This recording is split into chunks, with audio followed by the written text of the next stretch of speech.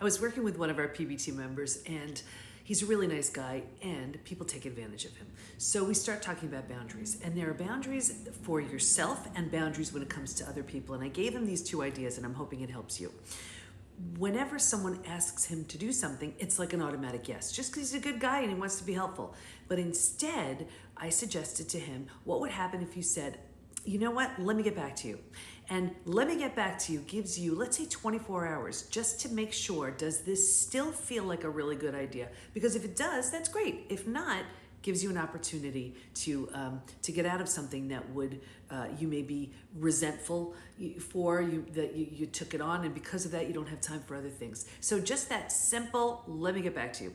When it comes to his own boundaries, he just wants to do things for other people, and that's really nice. But I had him check his intentions, because here's the idea. It's all about the intentions behind it. Let's say there's an opportunity to do something, and the intention is, that feels really good, I really want to help that person. It just opens up my heart. I know I'm helping them, it's helping me, you're making me feel good, great. That's one intention. But what we found was, a lot of times, the intention is because he wants their approval. He wants to be liked. He wants to feel needed. Now you see the difference right there?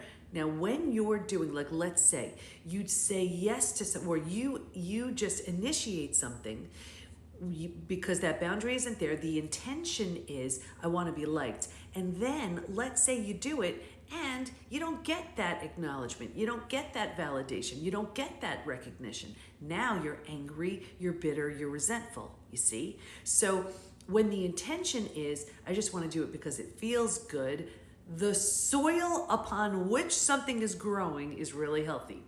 When you're doing something and the intention behind it is so that I feel loved, so that I'm liked, so that people see me, so that whatever, the soil upon which that's growing isn't really healthy. So two different kinds of boundaries. One, when it comes to accepting something that someone else is coming to you for, take some time, make sure it's a fit for you. And then when it comes to you initiating something, check the intention behind it.